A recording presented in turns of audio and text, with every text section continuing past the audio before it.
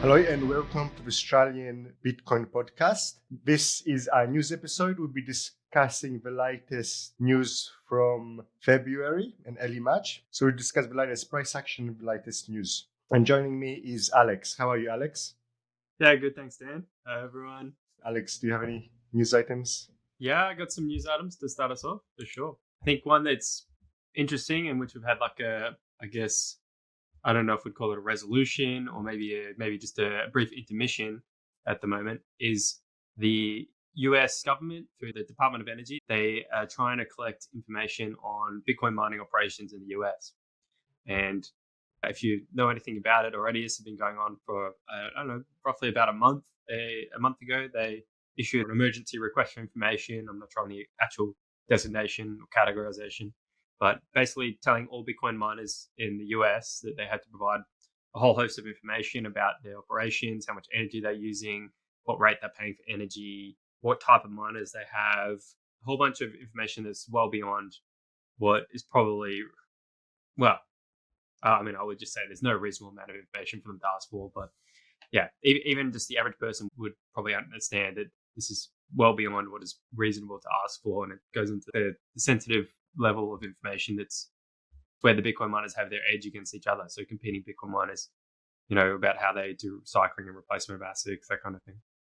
Is there any speculation about? Yeah, well, there's a lot of speculation about the intent, and that's basically an attempt to KYC miners, find out about what they're doing, and then basically just seeking for as much information as possible so that you can cherry pick that data set and form a narrative against Bitcoin mining. So we know it's not an overall threat to Bitcoin because Bitcoin miners are portable, they can move anywhere in the world, but is a threat to Bitcoin mining in the US, which currently hosts a huge percentage of the hash rate because it's got very favorable conditions so far. So maybe that will change. The reason I say there's been a bit of an intermission, though, is because the Texas Blockchain Council has been pushing back pretty heavily against this, and it seems like the miners in the US have been relatively organized, and they've managed to get an injunction or some kind of court settlement, which has meant that this has been halted for now. So it's quite a good sign, but we'll see where it goes going forwards. That's interesting. I just saw there was a video recently of a Bitcoin mine in Texas. It was supposed to be the biggest Bitcoin mining site in Texas. Did you see that on Twitter? No, I didn't. Okay, it's like a huge facility. It made me think how far Bitcoin came. It was huge. It looked like kilometers wide. It looked like a proper mine site. It made me think that 12 years ago, Satoshi was just mining on his home computer. Now there's this huge industrial size mine site being built. The first Bitcoin ASIC was 2012 or 2013, something like that. So that's just over 10 years. And we have this, it's expanded worldwide into this massive industrial level operation. Pretty impressive. I'll go back to a little bit of the ETFs. So I found a tweet that was pretty interesting by somebody called Eric Baukunas. He's a senior ETF analyst for Bloomberg. And he tweeted this 27th of February, so about 8 days ago. He said that the BlackRock ETF, IBIT, has traded 1 billion worth of shares today so far, which ranks it 11th among all ETFs and top 25 among stocks. Insane a number for a newbie ETF, especially one with competitors. So, and that's just one ETF, and there's obviously other Bitcoin ETFs. And so it's already one of the top ETFs. Most successful ETF launch ever. That's right. And you mentioned about the exchanges, but they haven't had that much traffic. But apparently I read that Coinbase just recently crashed. And when Coinbase crashes because, of high traffic. So probably it's not quite as much. I think will be more increase in retail, but clearly there is some because Coinbase crashed already. And that's also another sign that we're in a bull market, right? Yeah. Well, it's interesting because Coinbase does the custody for a lot of the ETFs in the background. So I'm not sure if the crash is specifically related to just their custody or whether it's their exchange website. One thing I did read about that, though, is that they had a very low estimate for the amount of traffic that they had prepared for. It was something like they had only prepared and tested up to 10 times their normal traffic flows. which is ridiculous because they regularly exceed that during bull runs. So they knew this was coming, or is still yet to come, and it sounds like they haven't really prepared for it, not adequately anyway. So yeah, it's kind of funny. I've got another one. This was actually a rare win in the courts. We had another rare win recently with the Texas Blockchain Council pushing back on the harvesting of information, but this is another one from Europe. So European Court of Human Rights has ruled that laws requiring crippled encryption and extensive data retention violate the European Convention on Human Rights. So basically, governments trying to pass laws to break end-to-end encryption or force services to backdoor encryption.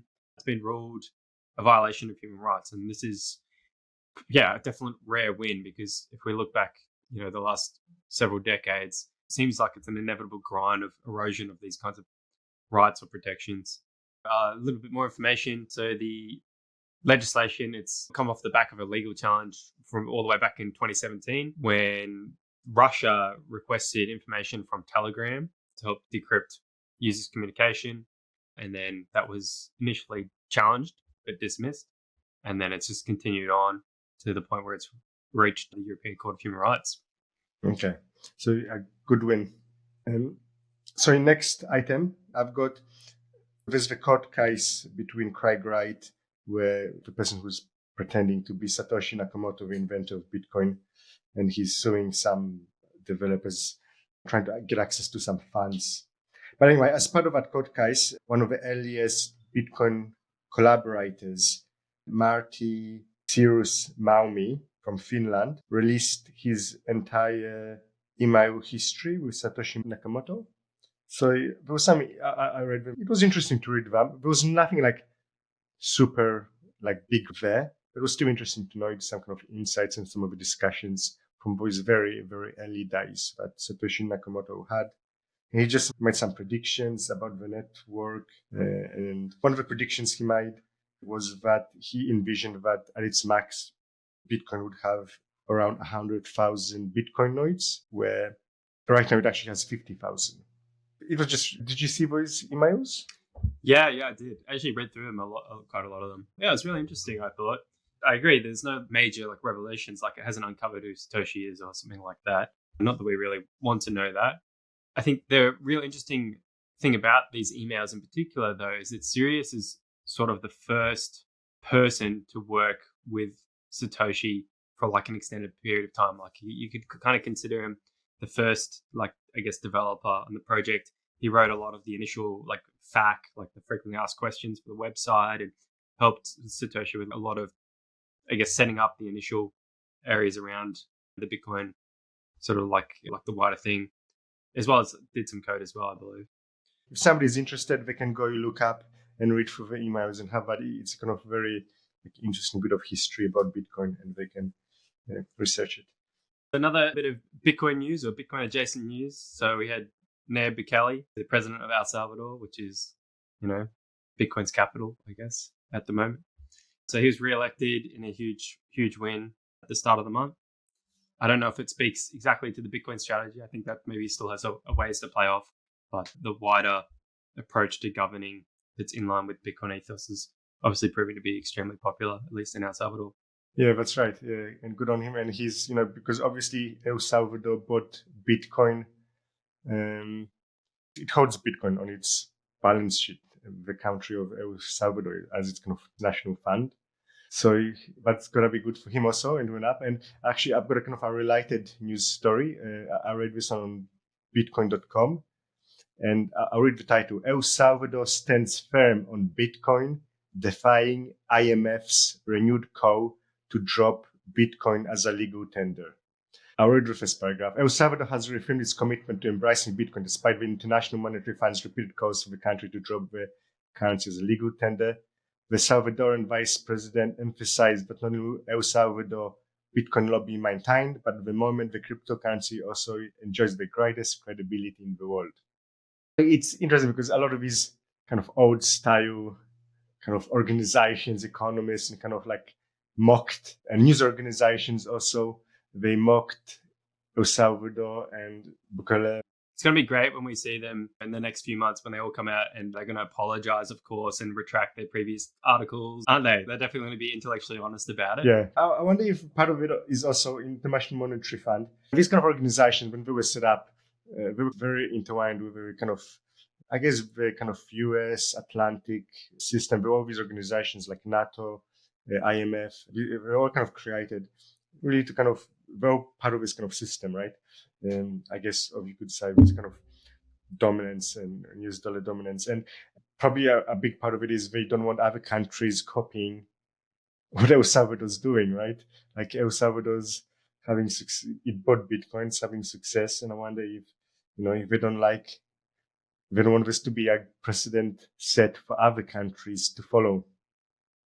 Yeah, they're going to resist it at every stage. They're going to put up as much FUD as they can whilst retaining as much credibility as they can. So it's a delicate balance because the more they screech about El Salvador, the more they get proved wrong. So they will be trying to balance that, and they'll be trying to minimize how absurd their takes are. But yeah, it's a one-way street, as we know. Yeah, but yeah, I wonder if there'll be more countries copying El Salvador's lead. And that's actually what Edward Snowden made a tweet recently where he actually predicted just that. He said he predicted that in like this year, in 2024, there'll be more countries adopting Bitcoin on their balance sheet. Are you going to make a prediction? Which country do you think? I don't know. It's Edward Snowden made that prediction. I think it's going to be another small country. I think if the next country to hold Bitcoin in its balance sheet, I think it's going to be probably maybe South American country also, because close to El Salvador, so they probably have that kind of connection, and they probably would be looking what we're doing. So I'm guessing like another smaller country. Yeah, I think it needs to be a small country because the smaller the country, like the more flexible and agile the governance structure is, whatever it is. A little bit of hopium maybe, or a little bit of speculation. I think I've seen a bit of talk around the idea of it being Qatar. So maybe not South America, but I mean, Qatar, all these Arab countries have, fairly centralized control. It means they can move quickly, make big decisions at a high level relatively quickly. I know that Qatar sent a delegation to El Salvador around September last year, and then there was a Qatari private jet was spotted at Madeira at Bitcoin Atlantis, which is one of the major Bitcoin conferences, which is happening right now. So there's definitely some big interest out of Qatar. Yeah, that's actually a good prediction also. Yeah, I can see that happening. Those countries are small and they could kind of do something like that. And we're trying to attract innovation and technology. I think part of the reason is a lot of these places like Europe and America especially, they're very kind of burdened by this kind of legacy dollar system. They're kind of the ones who created that and control that, so they would be more reluctant to let that go. But some place like Qatar doesn't have much to lose, and they're pretty open to that kind of innovation. And there's already in Dubai, at least, a lot of Bitcoin and crypto people live there. A lot of the businesses actually rebased their headquarters to Dubai. Well, in terms of the way that countries might get into it, I listened to a recent interview with Samson Mao, who's, if you haven't heard of Samson, Samson's very involved in trying to orange pill nations and governments, involved with the El Salvador rollout. And then, he's been talking to a whole bunch of players. But he sort of indicates that most of the discussions he has is not about countries buying Bitcoin necessarily. It's more about how they can use Bitcoin mining to monetize energy assets. And so he says that's really the avenue of entry for the major country or large players in countries. And with that in mind, there was some news last week. So the Ethiopian Sovereign Wealth Fund is planning to start mining Bitcoin and settled a $250 million preliminary agreement. So they'll be partnering with an undisclosed international company. And the final deal hasn't fully been settled yet, but they've got a preliminary agreement signed for infrastructure, for data mining, artificial intelligence, and then Bitcoin mining as well. And that's $250 million. Yeah, but that makes sense for countries mining centers and start getting Bitcoin. And that could be an entry point for them to actually start holding that Bitcoin also. I've got one more, which is kind of interesting as well. Nigerian authorities have blamed Binance for their 70% Naira, which is the Nigerian currency devaluation, and they've issued an arrest warrant for the CEO of Binance. Essentially, Nigerian Naira is a shitcoin, like all countries' currencies, but this is a particularly bad shitcoin. And as a result, the people of Nigeria have been switching to Bitcoin and probably even to a larger extent to stablecoins like Tether on Tron, those kinds of things. And Binance has obviously been integral in sort of providing a lot of the infrastructure that helps to run, especially those sort of stablecoin shitcoins. Like they've got their own Binance chain and things like that. And so Nigeria is clamping down, and they've arrested, I believe, 2 sort of senior representatives from Binance who were in the country at the time. And yeah, they're trying to make a move on CZ. So speaking of stable coins, I've got an item related to them. Tether's audit report reveals it has 2.8 billion in Bitcoin holdings, because some people question whether like Tether holds the assets, but so there was an audit and they found that they do hold 2.8 billion, probably more now because that was like 2 weeks ago, and holds 5 billion reserves excess. And so previous news, it's made more profit the Goldman Sachs last quarter. So like, I mean, yeah, it's like a new financial future, like Goldman Sachs is old legacy system. Tether is a new kind of financial institutions. And by comparison to Goldman Sachs, just a tiny team, right? Tether is tiny in terms of just manpower and like the number of people working on Tether compared to Goldman Sachs. Yeah. It's crazy. Yeah. So another kind of news, a mining company called Marathon Mining or something similar to that, they launched a product Slipstream, which basically allows people to directly submit any kind of non-standard Bitcoin transaction to the blockchain. So normally most miners don't allow that, but most of these non-standard transactions are usually blocked. But this is a miner who directly mines Bitcoin, and you can, I'm guessing, creating a service like a website, and you can probably paste that data for that non-standard transaction, and you pay for that and out of band, and that gets added to the blockchain. I think this is probably aimed at ordinals people, because previously mostly to do the ordinals, you have to kind of run a node and actually do it yourself. But here, this time you can just pay and add an ordinal using this service. What do you think of this, Alex? Yeah, well, I think Mara is a bad actor. So if you've got mining hash rate, you should be moving it away from Marathon. So Mara is their stock ticker. From my point of view, this is just a straight up attack on Bitcoin. I think they own all their infrastructure. If you invest in mining, this is not financial advice, then you should, in my opinion, you should be selling Mara and buying another mining operator that supports your goals for the network. If you think that Bitcoin is sound money and you want Bitcoin to fix this, then Mara is objectively working against those goals. So yeah, I think it's very clear. I do acknowledge that it's not clear for everyone, and I'm hoping to talk at Bush Bash if I can get myself organized, like specifically on this, because I've got strong opinions on this. Yeah. If I was to summarize the way it works, we have consensus rules in Bitcoin, right? So consensus rules basically decide what goes in and what doesn't go into a block. Things like, does the transaction comply with the 21 million limit? Is it trying to double spend? There's like basic rules we have that determine whether something is valid and is part of Bitcoin or not. However, the way that we route transactions to miners in the Bitcoin network relies on the mempool. So every node connects to a whole bunch of other nodes. And the way that miners receive transactions is that you send your transaction from your node, it gets routed and propagated through the network, and then the miners receive it. And to minimize attacks on the Bitcoin peer-to-peer network, it's necessary to have additional rules above and beyond that of consensus to prevent denial of service. And so what this sets up is it's a dynamic where there are transactions that can be put into a Bitcoin block which are valid under consensus rules, but which most nodes will choose not to relay on the Bitcoin peer-to-peer network because it opens up an attack vector on that specific node. So an example of this might be like something like if you had a transaction and you relay it on the peer-to-peer network, and then you immediately replace by fee, like upgrade the fee rate on that by a tiny amount, then yes, it's now in the miner's interest to mine that into a new block. However, if you could just up the fee by 0.1 of a Satoshi each time, then you could spam the peer-to-peer network and use up all the bandwidth for a fraction of it to relay this transaction.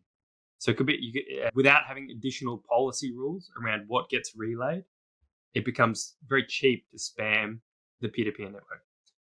The reason that they are able to do this is because there's a difference between the consensus rules and then the what's called standardness on the peer-to-peer network. And so it sets up this dynamic where there's a wider range of things that will be accepted into a block than will get relayed by the peer-to-peer network. Yeah, I understand. Because normally nodes wouldn't propagate that data. So normally it wouldn't be propagated on the network. So normally it wouldn't go in, but a miner can directly put it in if like basically you're contacting the miner directly and they'll put that on the blockchain network.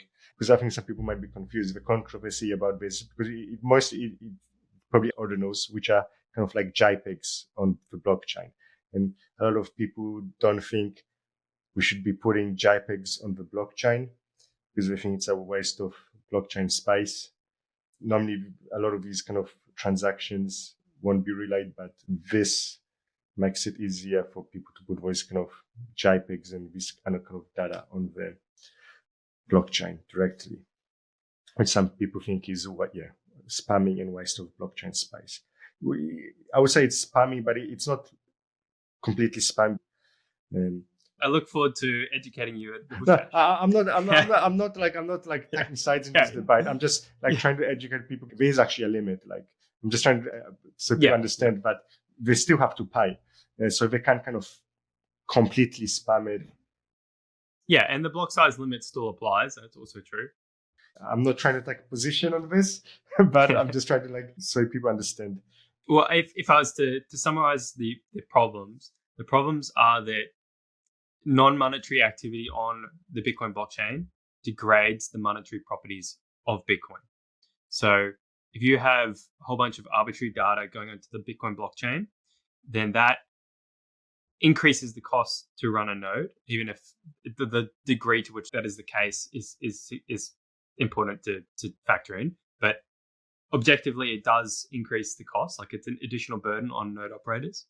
And it also increases the fees that would otherwise be paid. So those are the two sort of key things that arbitrary data on the blockchain affects. The reason that we need to push back very heavily against out-of-band operators like Mara is that it leads towards mining centralization. And that's because if you are receiving out-of-band transactions as a mining pool or a miner, you have access to a set of transactions that other miners don't. And so it tends to mining becoming more centralized because bigger operators are more likely to receive transactions out of band, and they can invest more into the technology around transaction selection to maximize their fees. And so it increases the economies of scale of Bitcoin mining. Yeah, and that's kind of one of the reason some people get passionate about this, because the whole point about Bitcoin and what makes it special is that it is decentralized. So everybody's trying to do everything they can to make it as decentralized as possible. So something like this could be argued that it kind of impacts that decentralization in a slightly negative way. I mean, it doesn't break Bitcoin, but it could possibly make Bitcoin a bit less decentralized, where people want it to be as decentralized as possible. So that's really why there's the controversy. But okay, I've got some avenues, Australian, kind of, I guess, crypto related, but this is from Australian Financial Review. ASIC gets its first win against the crypto industry. The crypto regulator has notched up its first win against the crypto industry after a court found that startup Block Earner had offered an unlicensed financial product to retail investors. So basically, I haven't heard of Block Earner, but it was some kind of crypto Sydney company, actually. They had some kind of products where you can earn a yield or whatever, or interest on this kind of crypto products. And ISIC, decided that that was actually an online financial product that they were offering. Yeah, yeah. So Block Owner, they're a company in Sydney. Their primary product now is collateralized lending. And I think this is interesting and important for us to discuss, maybe because there are no Bitcoin only collateralized lending options in Australia. And so people that want to take advantage, and there are legitimate reasons why you might want to take advantage of collateralized lending, which is primarily about either leveraging your Bitcoin, which is maybe not the best idea, but that's a risk people can take if they want to. And also the other reason you might want to do it is for tax purposes. So by taking a loan out against your Bitcoin, you can access some of that Bitcoin without realizing a capital gain, which can be useful for some people for sure. The things that you want to be really careful of if you're ever thinking of taking a collateralized loan is, firstly, what is that company doing? How are they custodying my funds? Because to lend against it, they're going to have to take control in some way. We've seen in the Bitcoin space, the best practice for that is collaborative custody. So using multi-signature where one party holds a key, you hold a key, and then some arbitration setup is involved that holds the deciding key, I guess. And so in that case, you can actually be sure that your collateral isn't being rehypothecated, which would be against the interests of Bitcoin and against your interests. The other thing that I think is really important to consider if you were going to look at a company like this, which I wouldn't recommend, is whether that loan can be rolled over.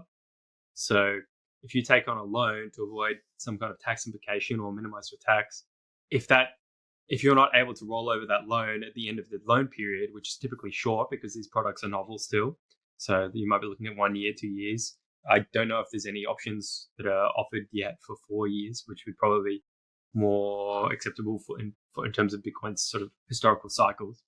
But you've got no guarantee that you're going to be able to roll over these loans. And so we saw this actually very recently with Unchained Capital, where people have been taking out collateralized loans, and Unchained Capital seems to have had the rug pulled out on them a little bit by whoever their lending partner is, whoever provides them their capital for lending.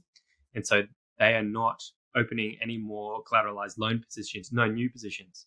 So I'm unsure of whether people are able to roll over those loans that they currently have existing. But it's just something to keep in mind that there's no guarantee if you take out a loan at the moment whether you'll be able to roll that over at the end of the period. So you may actually end up coming undone in terms of your plans in that way.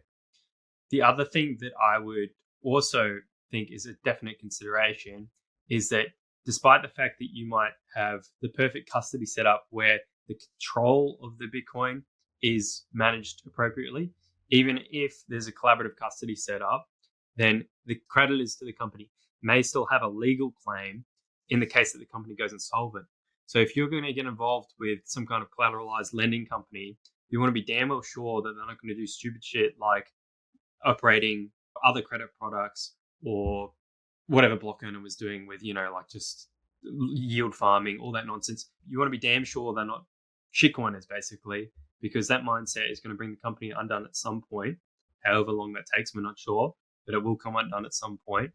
And there may be a legal claim to your Bitcoin. So you want to be certain of the status of your legal contract with the firm, or you just don't want to get in bed with shitcoiners. Yeah, I agree with you, and I really don't recommend people use these kind of companies. There's a very long history of people losing their money with these types of companies. I guess there's two ways you can use them. It seems you can either put your coins on them and get some kind of yield and get a loan. Either way, if you get a loan, sometimes people use that to buy Bitcoin, especially essentially you're leveraging yourself, but Bitcoin is still pretty volatile and can go down. And I've heard many stories where people kind of leverage themselves essentially to get a loan and buy more Bitcoin. And then Bitcoin goes down, so they have to actually get liquidated. And then after, they have to put the money back in. And after that, Bitcoin price goes back up. By that time, they actually got liquidated already. And so it doesn't work out for them. And getting all these yield products, again, there's a big history of getting people trying to get return on Bitcoin and end up losing on it because they're like Celsius. But before Celsius, there was so many other ones, and people like just keep it simple, hold Bitcoin in secure cold storage, and you'll be doing good. Yeah, I think there is a case for collateralized lending to emerge. I can see there are good arguments for why it would happen. I just think it's going to take time for a proper credit market to develop in that sense. And then also in the long term, it's questionable whether credit will be, well, it definitely won't be anywhere near as pervasive as it is now, but sort of it's questionable what sort of role credit will have in the long term with Bitcoin anyway. So I think in the short term, it's not a good idea. In the medium term, if a credit market sort of develops, well, hyper Bitcoinization is still underway, and you can get some kind of like you can get a collateralized lending with a Bitcoin only firm that is in line with the ethos and isn't going to fuck it all up. Maybe it's worth it, and then in the long term, again, it's probably not worth it again. What a month!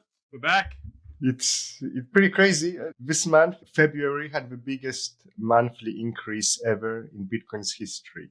It went up around 19,000 US dollars in just 1 month. It's pretty extraordinary. Though, keeping in mind, as a percentage, we've seen bigger months, but yeah, just an outright dollar figure, it's pretty crazy. Yeah, that's correct.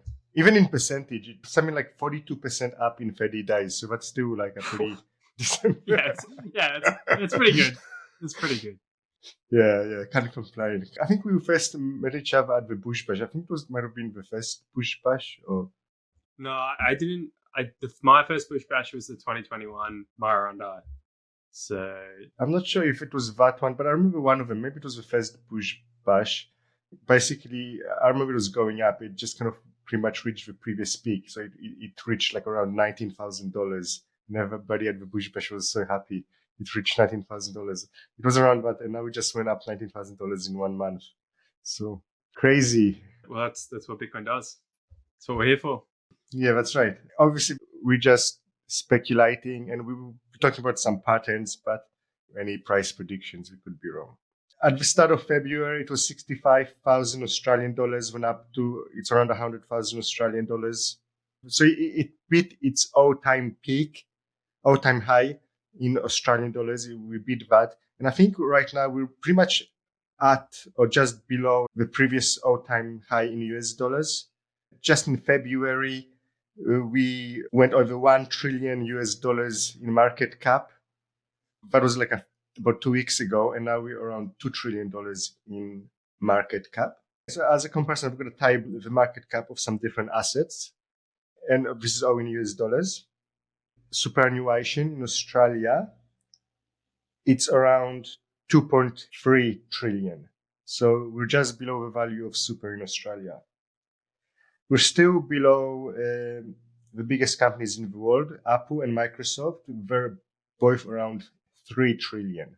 Gold, Alex, pop quiz question for you. Do you know the market cap of gold? Yeah, it's over 10 trillion, isn't it? Yeah, that's correct. It's around 13 trillion.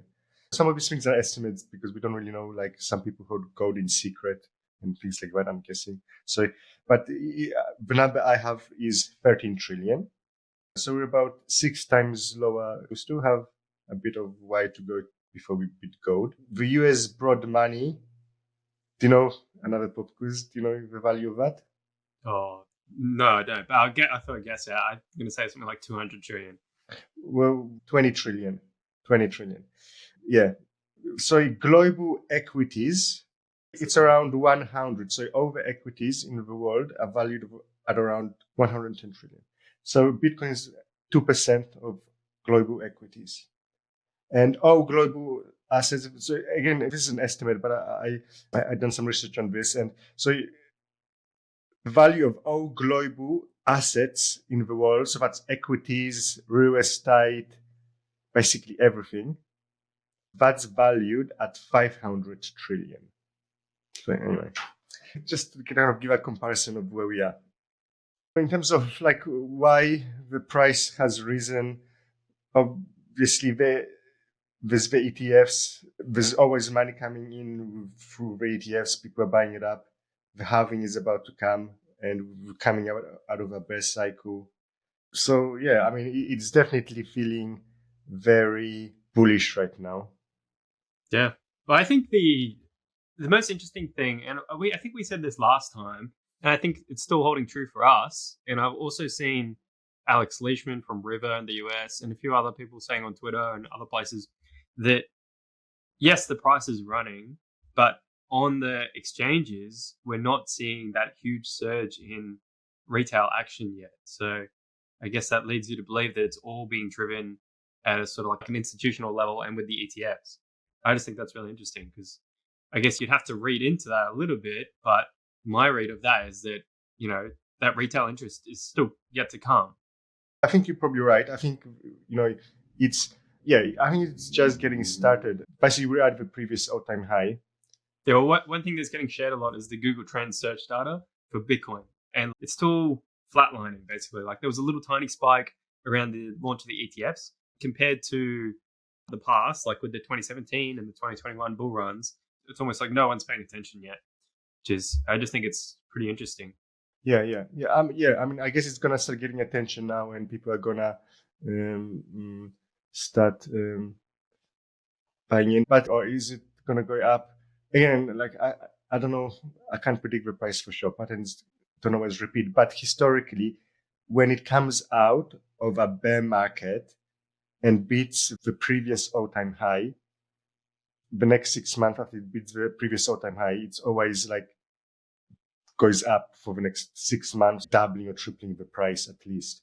As Chuck will tell you, though, there's always pullbacks on the way up. Oh, yeah. There'll be some pullbacks, but yeah, of course. And I'll just to even kind of show my point, I'll share the screen and look at the chart. And for people listening on the podcast, I'll kind of walk people through. So this is the price chart. Okay, around March 2013, it beat its previous all-time high, that was $32. And then, the next 6 months or whatever, it's been going up. It went up to $1,000. Then around April 2017, it beat its previous all-time high of $1,000, $1,500, and then just again, next 6 months kept on pretty much almost straight up, with one or two small pullbacks, but kept on rising. Okay, so in November 2020, 19,000, yeah, and then for the next 4 months it went up, but that was kind of like a bit different. It did have like a small dip, but only to 37,000. But basically, next 6 months were pretty bullish. So again, the pattern has been that each time it beat its previous all-time high, like the 6 months, it just doubles or triples at least.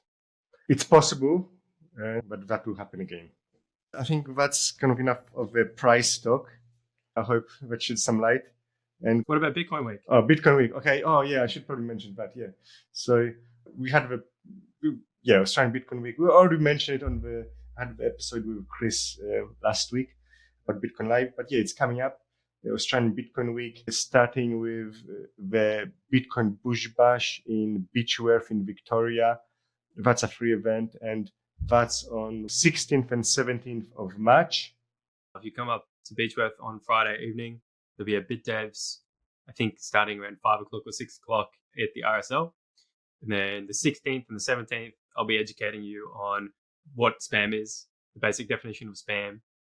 Yeah, that's right. And the week after, it's Bitcoin Alive, which is the biggest Bitcoin event in Australia, in Sydney. And yeah, I'll be going to both of these events.